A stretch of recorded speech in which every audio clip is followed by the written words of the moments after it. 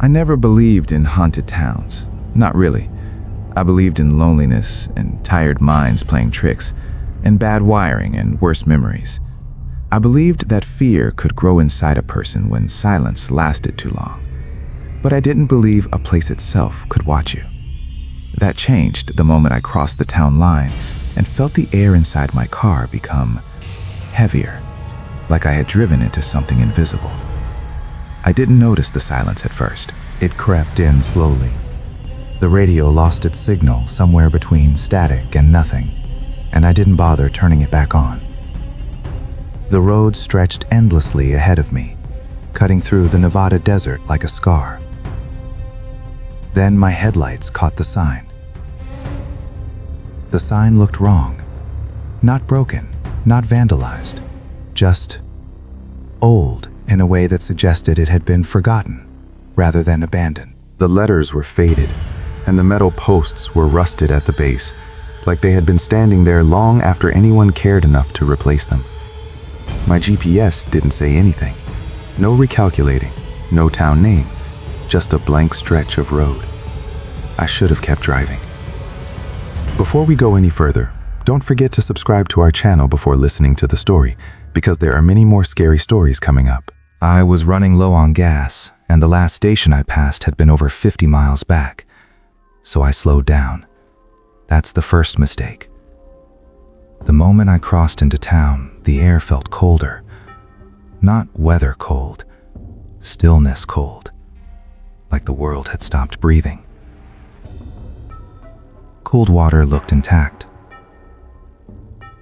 That's what disturbed me most. Every building stood upright. No shattered windows, no collapsed roofs. The streetlights were on, glowing a dull yellow, lining the road perfectly. But there were no people, no moving cars, no sound of wind through trees. Even the desert insects were quiet. I parked in front of a diner with a neon sign that buzzed faintly, flickering just enough to catch my eye. The clock on my dashboard read 9:17 p.m. The diner lights were on, and for a brief moment, I felt relief. Light means people. People mean safety. That's what we're taught. Inside, the diner smelled like old coffee and something chemical, like disinfectant that had been overused to hide a deeper odor. The booths were empty.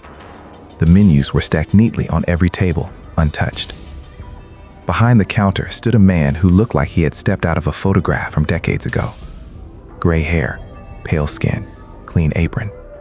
He looked at me the second I walked in, like he already knew I would. "You're staying the night," he said. Not a question, not even a greeting. I laughed nervously and told him I was just passing through, asked about gas. He shook his head slowly and said the station had been closed for a long time. His voice was calm, but there was something underneath it. Not hostility, certainty. When I asked about the motel, he nodded again. "Only room left," he said. "End of the hall." Something about the way he said it made my stomach tighten. The motel sat just off the main road, 2 stories, old neon sign humming quietly, like an insect trapped inside glass. The office was empty, but my room key was already waiting on the counter, attached to a plastic tag labeled Room 17. I didn't see anyone, but I felt watched the entire time, like eyes were following me from behind the curtains of the darkened rooms. Room 17 was unlocked. The room was clean, but too clean. No personal touches, no dust. The bed was perfectly made, the towels folded with military precision. The TV was unplugged, and the phone cord had been cut cleanly, not torn. My cell phone had no signal, not even emergency service. That was when I heard footsteps outside my door. Slow, heavy, measured. They stopped right in front of my room. I held my breath, waiting for a knock.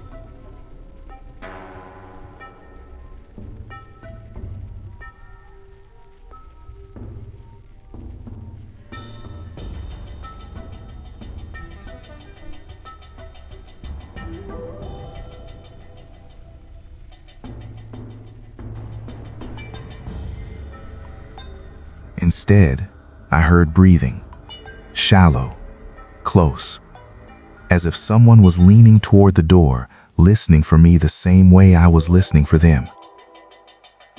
Then the footsteps moved away. I didn't sleep.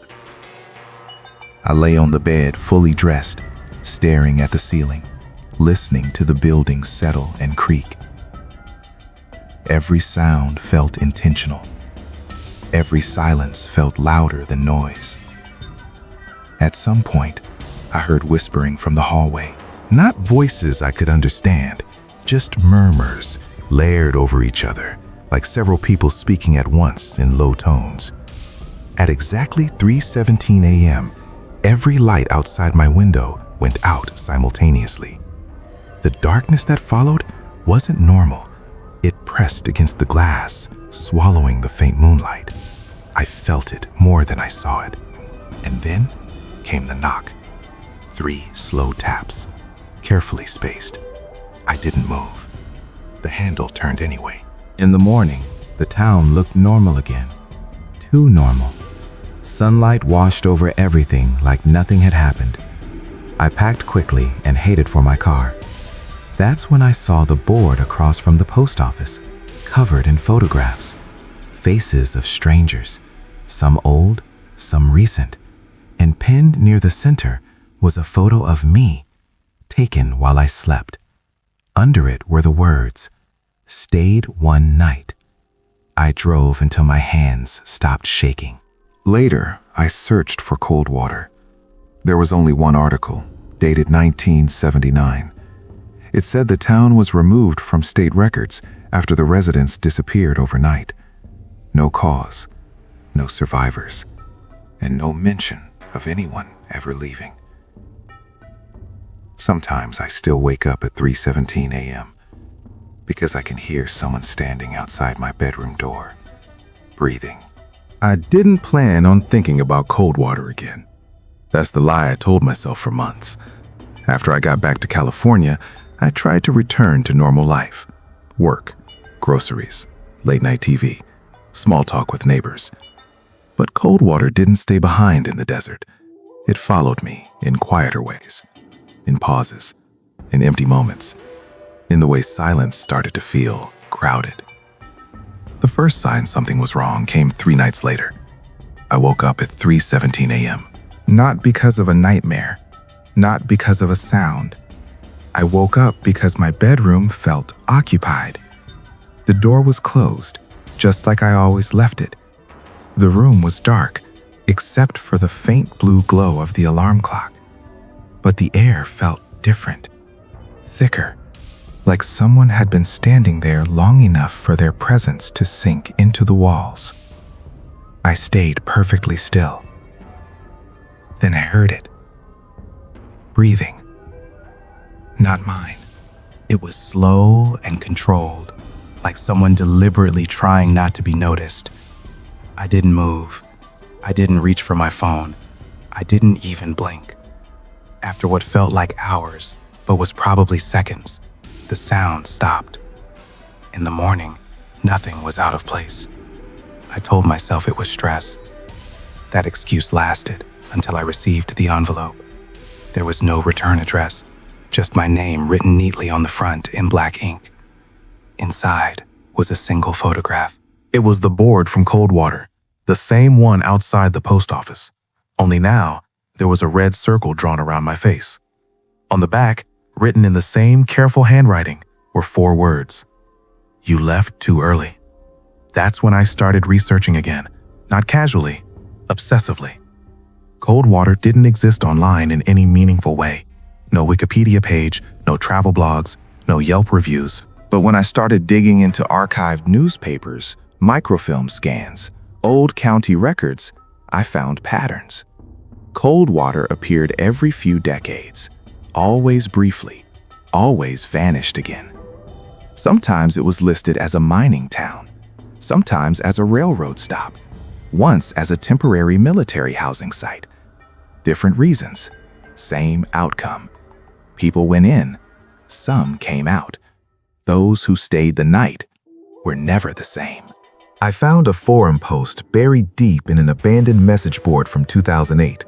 The username was Stayed Once. The post was short. If you find Coldwater, follow the rules.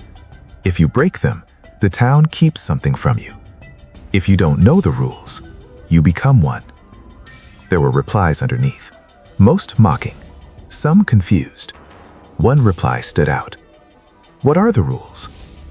The response came 2 days later. They don't tell you, they show you. That sentence stayed with me. The next incident happened in public. I was at a coffee shop mid-afternoon, crowded, bright, safe. I thought I had finally started to relax when I noticed a man sitting at the far table. He was watching me. Not casually, not subtly. His eyes never left my face. When I shifted in my seat, he leaned forward slightly, like he was trying to see me more clearly. I stared back. He smiled. It wasn't a friendly smile. It was recognition. Slowly, deliberately, he raised his coffee cup and turned it so I could see the writing on the side. Written in marker, Room 17. My chest tightened. When I blinked, he was gone. The chair across from the table was empty. No one around me reacted. It was like he had never been there at all. That night, I dreamed of Coldwater, except it wasn't empty. People filled the streets, smiling, talking, living. They all stopped when they saw me. Every head turned at once, and in perfect unison, they whispered, "You didn't stay." I finally reached out to someone, a private investigator named Daniel Harper, based in Reno. I didn't tell him everything, just that I was looking into a town that didn't officially exist anymore and wanted to know why. He called me back the next day. His voice sounded careful. "Where did you hear the name Coldwater?" he asked. I told him I'd passed through once. There was a long pause. "People who pass through don't call me," he said. "People who stay do." That sent a chill through me. Daniel agreed to meet, in person. He chose a diner halfway between Reno and nowhere. When I arrived, he was already there, sitting in a corner booth with his back to the wall. He looked tired. "Coldwater isn't haunted," he said after I finished telling him everything. "It's procedural." I asked him what that meant. "It's a place with rules," he said, "and consequences. Think of it like a test you didn't know you were taking." He told me about his sister. She disappeared in 1996. Coldwater was the last place she was seen. "She stayed the night," he said quietly. I didn't. I asked what the rules were. He shook his head. "They don't tell you. They wait to see what you do." Daniel showed me photographs. People just like me. Some smiling, some terrified, all taken without their knowledge, all labeled. Stayed one night, left before morning, broke Rule 3. I asked him what happened to the ones who broke the rules. He closed the folder. "No one ever finds them," he said. Before we left, Daniel grabbed my wrist.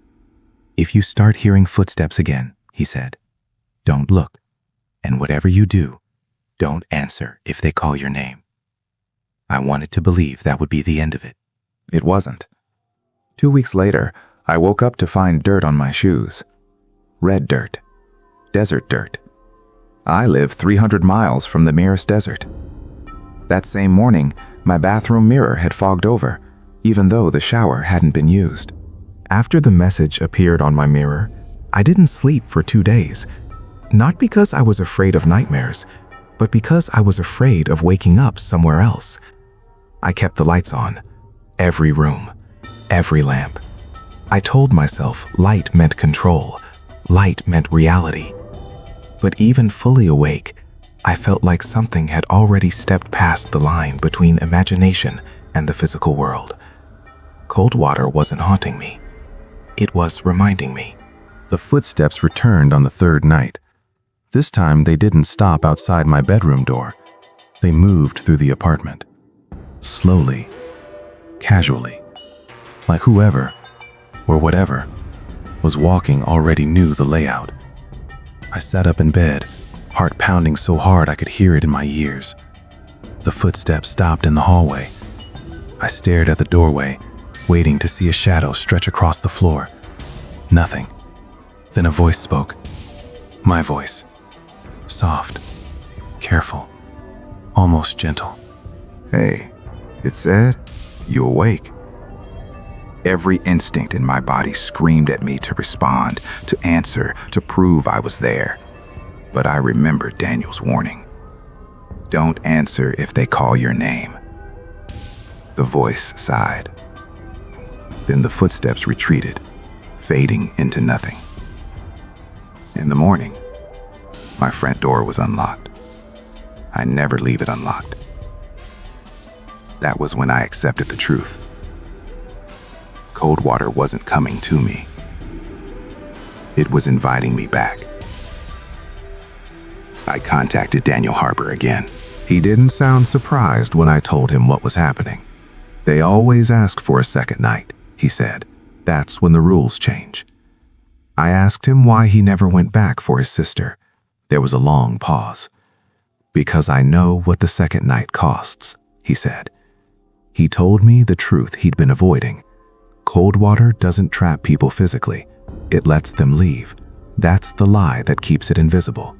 What it takes instead is continuity. Time. Memory. Pieces of your life that only matter after they're gone. "The first night," Daniel said, "is observation. The second night is selection." I asked him how many nights there were. "Enough," he replied. We drove together. Neither of us talked much on the way. The desert stretched endlessly ahead, familiar and wrong at the same time. My GPS still didn't recognize Coldwater, but Daniel knew the turns by heart. When the town appeared, it looked exactly the same. Lights on, buildings intact, waiting. But this time, there were cars parked along the street. Modern cars. Someone else had been invited. The diner door was open. Inside, people sat quietly in booths. Some drank coffee. Some stared at nothing. No one spoke. The man behind the counter looked older than I remembered, or maybe more tired. He looked at Daniel. "You didn't stay," he said. Daniel nodded. "Not this time." Then the man looked at me. "Room 17 is ready again." The motel felt smaller. The hallway seemed longer. As I walked toward my room, I noticed the doors along the corridor were labeled differently than before. Room 14, stayed. Room 15, listened. Room 16, broke Rule 3. I didn't ask what Rule 3 was. I was afraid I already knew. Inside Room 17, nothing had changed. Same bed, same smell, same silence. But this time, there was a notebook on the desk, open, filled with handwriting, different styles, different pens, all saying the same thing in different ways. I shouldn't have stayed. It followed me home. I hear it breathing at night. Don't trust the quiet. The last entry was fresh, written in black ink. Second night begins at 3:17. At exactly 3:17, the lights went out. Not just in my room, in the entire town. The silence that followed felt deliberate, like a held breath. Then the sounds began. Doors opening, footsteps moving in unison, whispering, not chaotic, but organized, purposeful. I stepped into the hallway. People stood outside their rooms. Men, women, different ages, different expressions, all of them facing the same direction, toward the end of the hall, toward room 18. The door to room 18 was open. Inside, something moved in the dark. I realized then what Rule 3 was. Don't look too closely. Someone screamed. The sound cut off abruptly, like a switch had been flipped. The hallway lights flickered back on. Room 18 was empty. The door label had changed. Room 18 stayed. One of the people in the hallway turned to me. It was the man from the coffee shop. He smiled again. "Almost done," he said. "Just one more night." Daniel grabbed my arm and pulled me back into room 17. "You can still leave," he whispered, "but it won't let you forget." I asked him what happened if I stayed. He didn't answer. He didn't need to, because I could hear it now, behind the walls, learning the sound of my heart.